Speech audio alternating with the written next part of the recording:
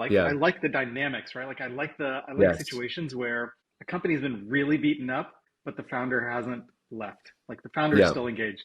Stripe is not public yet, but I really like that the founders are committed to that company being part of their personal life story because it Yeah. gives them great internal and external credibility when they speak about the direction of the company. They have Yeah. enough individual influence and control to steer the ship.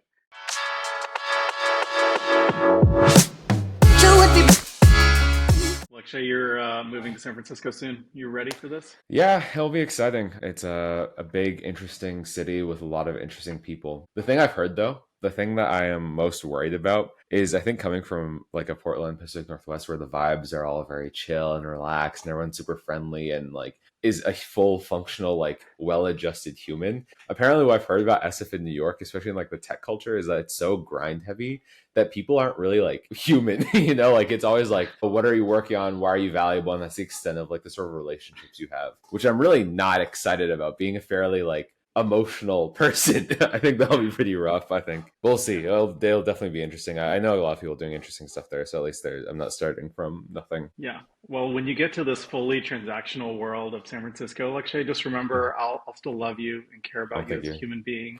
Thank you. I'll send postcards to the family. Like it'll be like I'm coming from Vietnam or something. Like hey, I'm still feeling okay, guys. We're still out here.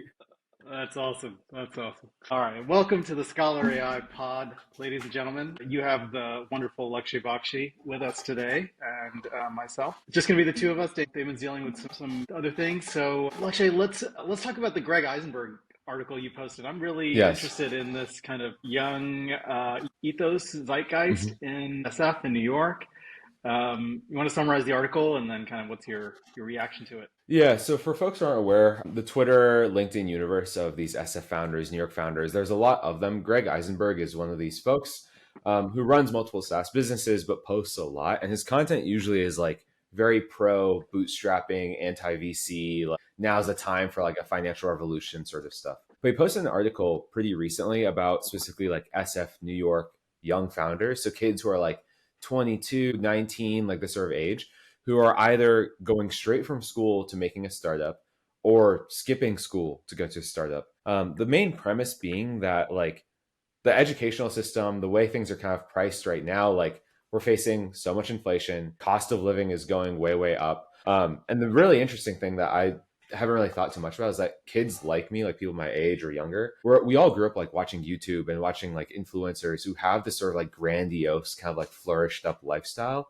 where like the expectation of quality of living is a very high thing. And so the article is talking about these SF founders, these New York founders who are like young kids, hyper capitalistic, who are committing to, I'm going to fail hyper publicly. I'm going to be like a viral founder effectively and go and create content out in the world, create products out in the world that will either like blow up in a flash of like glory or will actually become something, get me the thing I'm asking for. As like a trend almost. Like there's a collection of people in SF and New York that sort of way because corporate jobs not going to get you to that sort of lifestyle. Taking student loans isn't going to get you to that sort of lifestyle. So the arithmetic has just kind of changed almost. So let's just test that. Do you think that's true, that math? Do you think that like this there's this component of college being expensive and it's a road to nowhere that's sort of Mm-hmm. implied in this article? That Mm-hmm. strikes true to me. That's sort of like we've built up college as this panacea of become a successful adult in the world, which may have been Yeah. true in the 80s. It doesn't feel like it's true today. How does Mm-hmm. it strike you? Do you think that there's truth in that? I don't know. I think it's like I kind of look at like a lot of the world as kind of like different sorts of games. I think like SF and New York, like those two cities and what they are and what's happening with I do genuinely feel that if you wanted to like have if you have capitalistic tendencies and are trying to like raise a lot of money or start a business, I'm beginning to feel that VC, like that sort of cycle, being a young upstart, that narrative really works. Like you can play that game if you're aware of it, especially if you're someone who like coming out of high school, you're like fairly like intelligent and have like stuff to show. Folks who have like a successful project in high school, in any capacity, successful can mean anything. It feels very natural that you could just go become a founder and skip college if you were so inclined. I say that recognizing that the other side of the game is like if your goal is fundamentally wealth and you're chasing like prestige and these very traditional markers of success, like going to like a big school like we did, like there's also other pathways, which is like go get your couple million salary job at like these hedge funds or something and like sell your soul for 10 years, but you end up at the end of it like very, very well moneyed, you know?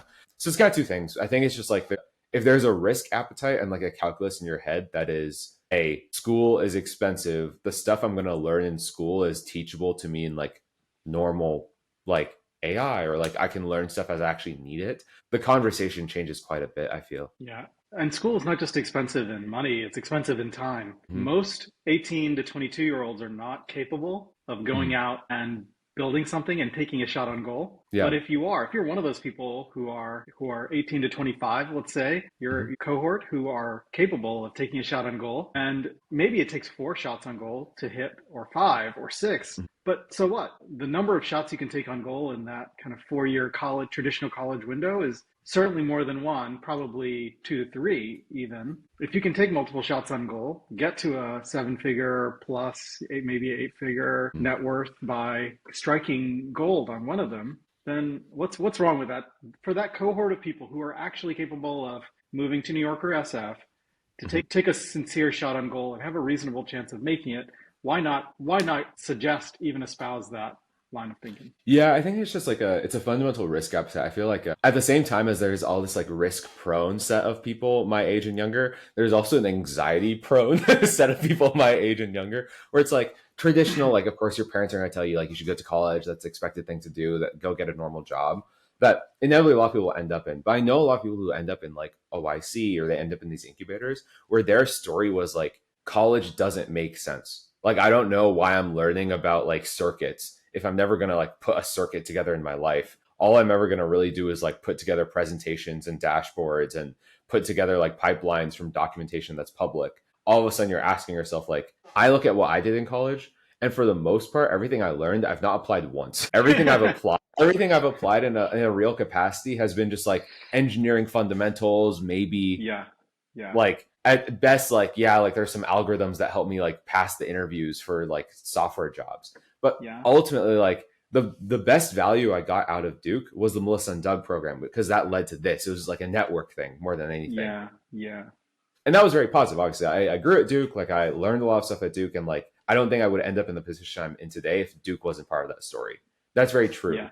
But I absolutely know there are people from Duke who went there, asked that question about like, what am I actually getting out of this? And the thing that they chose to do instead is, I'm going to take an internship at a startup.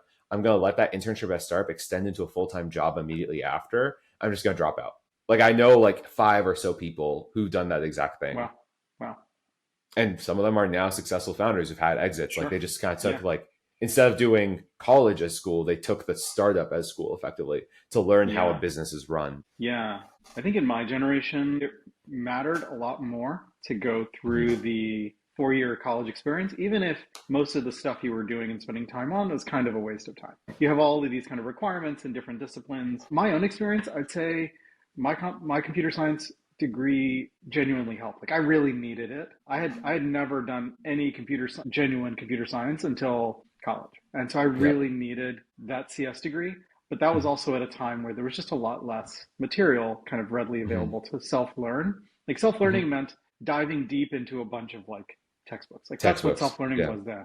You didn't Yeah. have kind of this incredible menu of YouTubers teaching you how to Yeah. do every nuanced thing you might be thinking Yeah. of doing.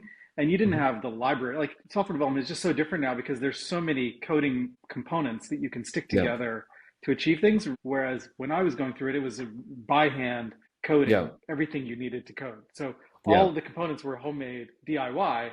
And now it feels much more like you get a box, you unpackage it, you stick it together with your other stuff, Yes. and it just kind of Yeah. works. Like all of like the, it feels like for the most part, like for most average use cases, like coding and computer science, you don't need to like be a strong coder. You just need to like recognize like what pieces are related and just like make sure that they connect kind of right. And that's really it. And especially now, like AI in the modern day, I barely write code. I just like critique it. I just triage it for the most part. And that's as far as like, I mean, I did ECE, so electrical and computer engineering, and I did CS, and this stuff I've not used one day in my life. Like sure, I'm sure it was really helpful to know like how a computer does math, but like has that done anything for me? Not really. Not really. That's great. I'll tell you an even worse ROI story, which is Mhm. I got an MBA Okay. because I felt sort of like this insecurity about not having a graduate degree. And I thought Yeah. like, well, I need to continue to work full time because I'm building a company right now and I have all Mhm. these people who are like counting on me to be responsible for this company. Yeah. Because at the time I owned a company and I was like 100% owner and I needed to carry that Yeah. forward in a way that honored the other people involved. And yet I felt like this is the time in my life where I needed to get a graduate degree because Yeah. all my friends were getting graduate degrees. Yes. I sort of Yes. The, felt the inadequate. typical monies. Yeah. Yeah, yes. So I felt inadequate not having a path to a graduate degree. And I thought, okay, well, this MBA, this executive MBA allowed me to continue to do what I'm doing for work, but also satisfied this graduate degree component. I enjoyed my MBA time. I thought it was a whole lot of wasted time completing assignments that were just kind of genuinely like a waste of time, like BS. Yeah. But unlike the computer science degree, I'd say like my MBA time was just like a complete like in terms of intellectually like growing skills, it's just a waste of time. Like there's no skill you gain in an MBA because ultimately it's an 18-month survey program of a bunch of different business disciplines. The historical thought process for getting an MBA was you can use the MBA as a career transition. Like if you're a Yeah. teacher or if you're a banker or whatever, you want to get out of the thing you're doing and go to a completely different track. You can go do this thing for 2 years and then apply for jobs. And now you've got a new credential, potentially some new skills, and you go apply for Yeah. a new career track. Yeah. I think that has also faded. What I'm seeing is even for business roles, people are looking for engineering minded people. Yes, I agree. It's like I don't know, like I say all this like I mean we've talked in this color in a way that's very specific to like running businesses in tech and like that startup world. So like without discounting like med school, dentistry, like professional like healthcare, like biochemistry, all of these like other industries do have like their own mix of this, but it's obviously a lot less pronounced where like there is a discrepancy between what you learn and what the actual job asks you to do. For Mm-hmm. example, like chemical engineering, you end up doing a lot of like process management rather than like chemistry. But just adding that nuance just so people aren't like, what are you guys talking about? Because we get that a lot without context in the Yeah, clips. right. But at least like aside from that, I think I think talking about, I guess, graduate school is something that comes up with my friends all the time. Where I think, especially as a technical person, like the thing that ends up happening a lot is in common industry, you end up having, like, you end up realizing that everything you do is really mundane. I think folks who are intellectual and ambitious, a lot of them end up doing grad school in some capacity because it's the kind of necessary unlock to be allowed to do less mundane stuff in industry. I think like that's kind of a similar trapping where if we're talking about tech, it feels to me like you're better off like going and getting a startup experience of the same thing because at least that way like you are actually getting income for the learning you're doing, and it's odds are like the likelihood that you're doing like an actual breakthrough thing with a lower credential feels more likely in a startup, rather than like Mm-hmm. I'm going to sit 2 years in a degree. At the end of it, I hope someone trusts me enough to be able to go do this thing in like a real capacity. Mm-hmm. Mm-hmm. All right, let's transition topics. Let's Mhm. go to. I'm curious, Lakshay, what are your favorite AI tools right now? And I'll go first. I'll give you a second to think. I haven't used Lovable before, and I used it for the first time this week. I really like Lovable. Its UI generation Mhm. feels much more polished to me than V0, which is what I had been using for front Mhm. end. So my plug this week for AI tool that I really like is Yeah. Lovable. Yeah, Lovable is good. I feel like compared to V0 that takes like almost just kind of takes like all the vanilla, like well, how would you integrate like a wireframe? V0 tends to do more of that. But the Lovable like feels like it actually has like a taste almost. Like it feels like it has like some level of design intuition in mind where it's not meant to just be creating wireframes, it's meant to be creating an app that like you'd like to show someone. Right. Mm-hmm. I haven't used Lovable or V0 really that much. I know Damon has quite a bit just because he's starting at a point where like the code is the second phase of what he's working on. But for me, I've been doing a lot of like a lead generation sales stuff, which is entirely out of my domain. And like, I don't know how any of this works. Like I'm figuring out for the first time. But I've been using a lot of, there's a whole category of this stuff. It's probably the most saturated thing in the whole AI wave of just like AI CRMs.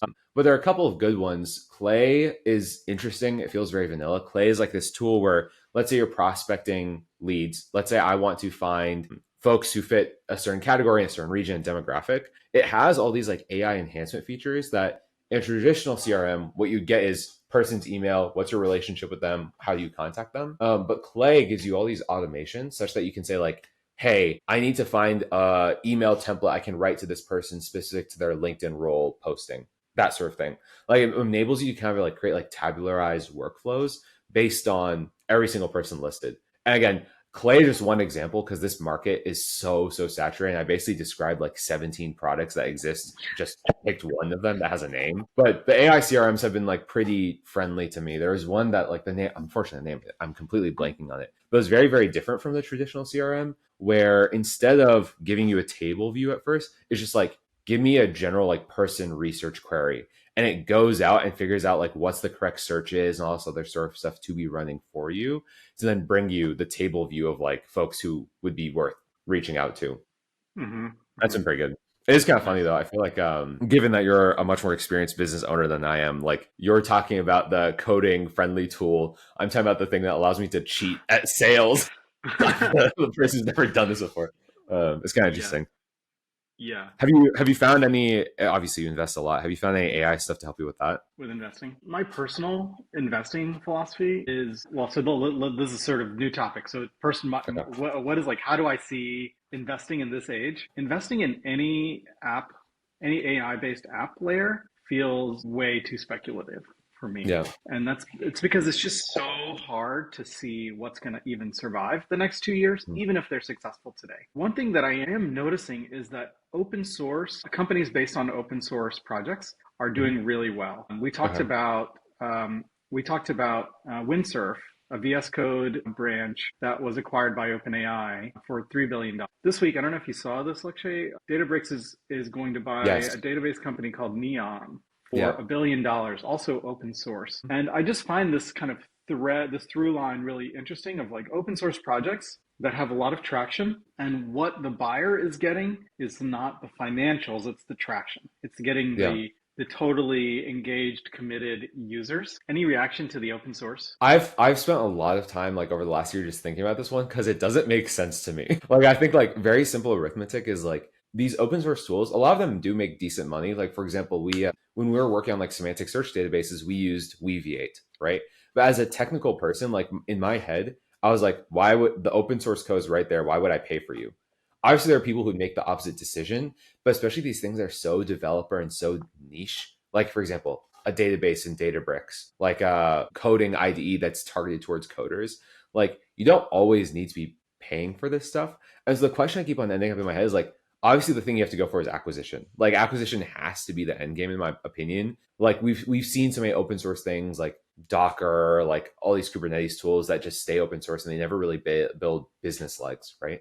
But as a investor, like how do you choose like this will survive until acquisition? This is how we get there. Like it's a model that assumes acquisition is the end game when your product is very unlikely to be profitable for how much engineering resource goes into it. I don't know if you have a take, but I've never understood it. Like if I were to one day start an open source company, I'd probably be way more anxious than I already am about any sort of Yeah. business thing I do. Yeah, I was sort of playing with this with I have some friends who went to MongoDB and joined early. I have a friend who was on the C-suite there, and Mongo is also an open source database, kind of a previous generation version Mm-hmm. of this like open source database concept, but did very well. And then a generation before that, there's Red Hat, the Linux kind of Yes. flavor of like open source, but what they generate revenue on is services and support. And in a way, the what does the open source do? It sort of like reduces the barrier to entry, a trial, kind of Yeah. you self-service the trial and entry. So that becomes like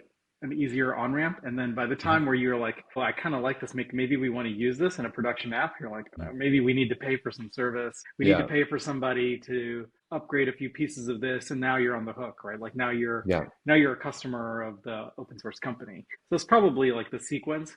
Historically, there are like these examples, like Red Hat. Mm-hmm. At least it was a publicly traded company. I believe Mongo is publicly traded. I'd have to check that. Let's see, public or private. Publicly traded company on Nasdaq, MDB. So Mongo is also a public company. So there are Mm-hmm. these stories of like at least when the IPO window was open, Red Hat, Mhm. Mongo, others have gotten to this place of being open source and so financially positive that they are publicly traded. So acquisition, at least in those cases, wasn't the necessary end I see. goal. Well, what is your financial statement? It's primarily people self-service on board, they pay for service and they pay for some support. Like, hey, I've Yeah. got this problem. Who do I call? Well, I'll call Mongo's service line in some kind of complex freemium model.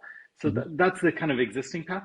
But it's interesting to see Neon. It's interesting to see these VS Code branches turn Yeah. into financially successful stories for the founders. Yeah, I feel like, I mean, I don't know what Windsurf's like big like distribution hack was. I know Cursor really kind of took off the moment they said like, hey, you guys can use like Claude 3.5 Sonnet on our platform for free for X amount of time.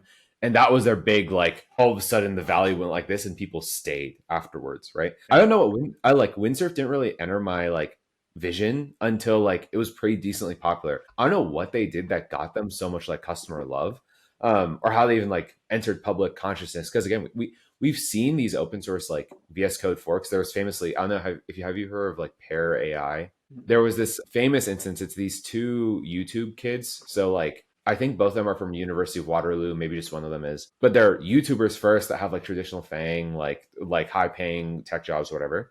And they went ahead and started to make a startup called Pear AI, which is literally just like fork like an open source clone of Cursor, effectively.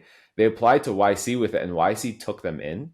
And like society was pissed off because all they had done was just like they took a open source mimic of Cursor, forked it, made it their own thing, and started like taking open source contributions to it, given they had like brand popularity. Like there are two YouTubers that had like an audience already. And I think like I haven't heard anything of them in the modern day. I assume after YC their batch ended, I think they just would have died realistically. Mm, But it's so crowded and easy to enter. I don't know what yeah, Windsurf did to actually get to this end game that actually stuck the difference. You know, like there's one critical yeah, thing somewhere in the journey that like led them to take market share from Cursor. I don't know what that was. yeah, yeah. I don't either. So Yeah. coming back to your question about like what is my investing philosophy? Mhm. I like founder-led companies. I Yeah. like public companies, and I like undervalued, so low PE multiples. So Nvidia is my biggest holding. I like Meta. It's got a strong founder. Airbnb has been really beaten up. Yeah. I still founder led, so I Yeah. like the dynamics, right? Like I like Yes. situations where a company's been really beaten up, but the founder hasn't left. Like the founder is Yeah. still engaged.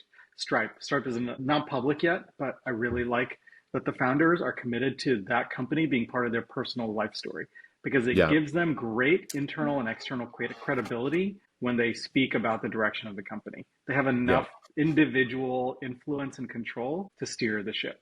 What ends up Yeah. happening is when a company gets a certain size, it gets very, very hard for anybody who's got the title of CEO to steer. It takes somebody saying, this is my ship, this is my Mm. life story, and this is what we're doing. And you either like that and you stay, or you don't like it and you leave. When Yeah. somebody has the CEO title, but they're not the founder, they can be ejected, right? Like everyone knows that person can be ejected tomorrow by their board and a new Mhm. person, new body sits in that chair. And so they just don't have enough gravity to steer the way that a founder does. Yeah. Yeah, for the record, like Brian Chesky from Airbnb is probably one of my favorite founders, like straight up. I used to like be a holder of a lot of it of Airbnb, like it used to be a very significant portion of like my speculative portfolio.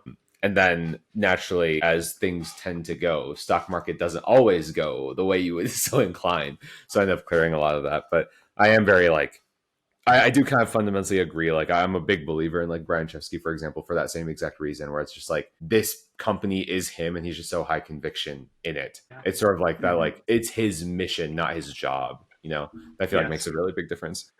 Yeah. Cool. We want to talk about Klarna AI and what's Yeah. going on Yeah. there. Yeah. So So for set it up. folks who, yeah, so folks who are aware, a couple months ago, Klarna made this big like AI strategy dump that basically put on blast saying like, if you're not using AI to replace yourself, like you shouldn't be at this company. And they started wiping out a lot of their support and replacing with AI, all this other sort of stuff. This week, they pulled back on that. So they started hiring back the support people that they got rid of in favor of this AI movement, saying like the quality of support you get just can't match. We kind of still need human operators. If we're going to be using AI, it still needs to have like human oversight. And probably at the most like practical level, like outside of like the clickbait of articles about this sort of thing, like even if they're using AI, they still don't have enough data on support or how they want to transact on things to be able to wipe the best operators out, hypothetically. So Shashi, I'd like to hear your take again as someone who's watching the AI space and all that sort of stuff. Does that feel like a bad trend, a bad signal? Does it feel like specific to this case? So making the bold move to eject staff and replace with AI feels to me like a bit of a hasty decision. There's this segment of CEOs and Klarna CEOs sort of in this category where you're not really a historical figure. You're not really the top of the scene in tech. You're not a Zuckerberg. You're not Sergey. You're looking up at people like Elon, and you aren't in that conversation. And so, Yep. what do you do? Like you're left with, I'm wealthy, I'm relatively unknown, and what do you really care about? Like what are your markers of success? It's to emerge into that class Yep. of founder CEOs who are at that kind of upper echelon.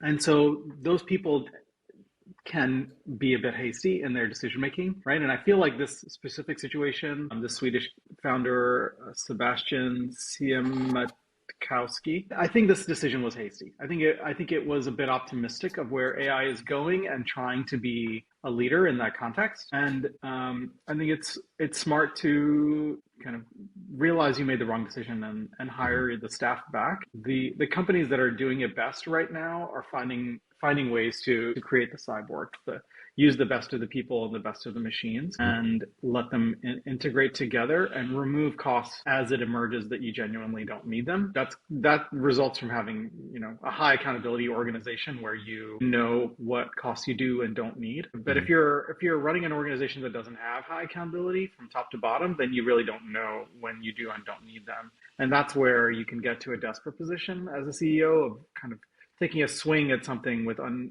too many unknowns. Do you feel like obviously all this AI space is driven along by the idea that like we can fully replace workers, like we'll be able to knock them out and replace so much of spend with like AI efficiencies given to the best operators? This sort of news is antithetical to that, obviously, and as you're kind of describing, it's dependent on the org. But do you think that's still a vision that is realistic, or do you think it's still VC hype? It feels more hype than realistic, at least in the short term. Let's see where the market is in 3 years. Maybe it's realistic on that kind of time frame, but I don't see that as the reality today that you can replace your staff in any function, whether that's software engineers or customer service. I don't see wholesale replacement of departments presently. I know there are lots of startups that are funded on those theses, trying to replace entire departments, whether it's legal or accounting or whatever, HR people. But I just don't see any of those functions independently existing with the AI workforce without kind of a substantial number of humans as well. Well, maybe switch gears to Perplexity. Yeah. He has, in the whole AI space, investment space, and consumer AI, all this stuff, as Shashi kind of alluded to, is all very nascent and juvenile and not really firm as to where it's kind of going. Like stuff that used to be advantage 1 year ago is now table stake today. And so one thing we're continuously seeing is that Perplexity manages to not die. If anything, they manage to grow quite a bit. And I say this as someone who is still very bearish on what Perplexity is. They're managing in a world of like consumer products getting rolled over by OpenAI and Claude and whoever have you, and like a 2-day time span. Perplexity is still around. And there are a lot of reasons for why that is. Obviously, their go-to-market team, the product teams are both very, very good. But I'm curious, Shashi, if you have a take, given that we've talked about Perplexity and like their relationship with India and all these other firms quite a bit. It feels like Perplexity has reached a certain level of critical mass that it makes them harder to die. And I think they're in consumer minds. I think they've carved off a space in consumer mind share. So I don't expect them to die given that dynamic. In terms of speed, I think they have one of the things that matters most right now in the AI space, which is velocity. They've got velocity in rolling out products, features that are interesting, that are useful, and will keep them around. They are likely to be acquired, I would imagine, for some substantial amount of money by someone who becomes desperate enough for their market share. And so I would expect that to be the likely outcome. So then the remaining question is how much is enough and by whom? But I would expect them to be independent for the next 2, 3 years until somebody gets desperate enough to say whether that could be Google, if Google feels like their search monopoly has dissipated, or it could be an Amazon if Amazon sees them as a path to purchases. But that's my current feel is that they will get big enough to get a really substantial financial exit. What do you think? So I guess like if you were to take Perplexity's shoes for a sec, like what do you think is the general playbook? Because I'm of the sort of opinion that like looking at what they do, like they have enough mass that I'm certain like OpenAI, Claude, whosoever has come to them tendering an offer. Like I'm sure they've gotten acquisition offers plenty of times by this point, given that like there is consumer traction and UI and UX that could probably be ported over pretty trivially. That like if it were simply a matter of just like love for the brand that they want to convert and bring onto their platform and bring UI, they have options for that today. Yet they're still choosing to like fight tooth and nail when the advantage disappears and reappears and disappears on like a almost sinusoidal wave every single month. Like nothing stays new in this space. So I'm trying to think about like what is their angle, like what's their like long game Yeah. effectively. Yeah. To come full circle with where we started, Perplexity feels like the exact kind of company you would build if you were young and treating life as a game and Mm-hmm. just pure YOLO, like just Yeah. it feels like very much of the same ethos and thought process Mm-hmm. of like I'm just going to swing. And the only reason if you were Perplexity you would feel any pressure to sell is if your business was contracting for some reason, right? Mm-hmm. And there's no information we have now that says Perplexity has taken a step backward in consumer behavior at all. So if that's the case, then why would they sell? Because if by holding they gain more value.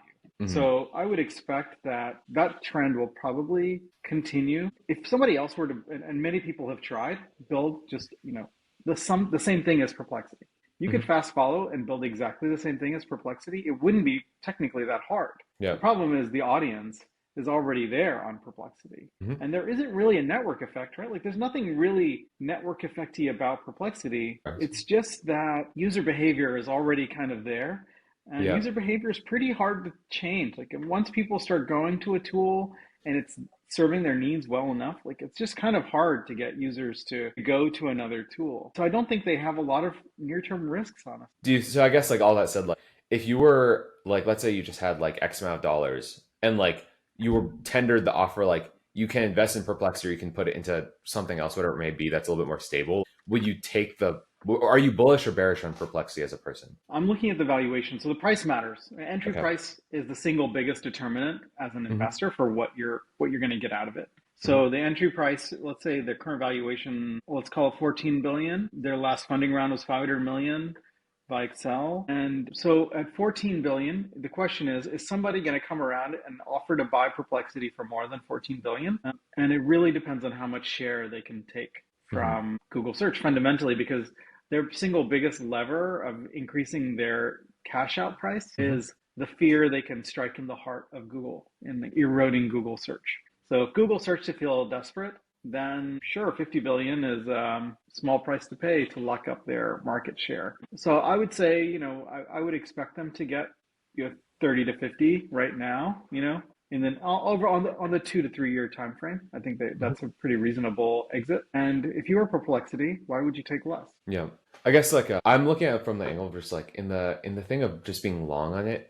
Like it's almost I think like I don't trust them to grow. Like I know they're growing now and historically they've grown very, very well. I just like I look at what the space is and I look at the distribution advantage that something like a ChatGPT has. And like I haven't met one person who's like obviously Perplexity is making money and they have like users, but I haven't met like any one person's like, yeah, I use Perplexity for this, I use ChatGPT for that. Like it's just like it's so anecdotal to me and just like yes I hear all these hype cycles and yes I hear all this like LinkedIn posting about Perplexity, but doesn't yet feel to me like a foothold that has is a real thing, even Yeah. if the data speaks otherwise. Like it just feels so kind of like fictitious as to like here's where Perplexity is going to sit in the AI ecosystem in 2 years. I can't answer that question. Yeah, I think it's probably similar to where it sits now, which is the non-technical crowd, 35 plus, especially Mhm. 50 plus, I'd say. Like there's like a density of people who want a super easy friendly UI, that a chat box isn't like as friendly as something that looks and feels more like a Google search. And Mm-hmm. that's kind of how Perplexity has positioned itself. So I think its name familiarity, and it's among a cohort of people who are unlikely to behaviorally change once they know a brand. It's not for Mm. you. It's probably not for me as someone who's kind of tech aware. Even Yeah. though I fit the age cohort, I'm very flexible in learning tools, but there's a group of people who are not, and that's the Yeah. vast majority of humans, right? So Yeah. um, Shall we wrap it up for there for all the right, day? that's good, solid episode. All right, everybody, thanks for joining us for the ScholarAI Founders Pod. We'll catch you next time.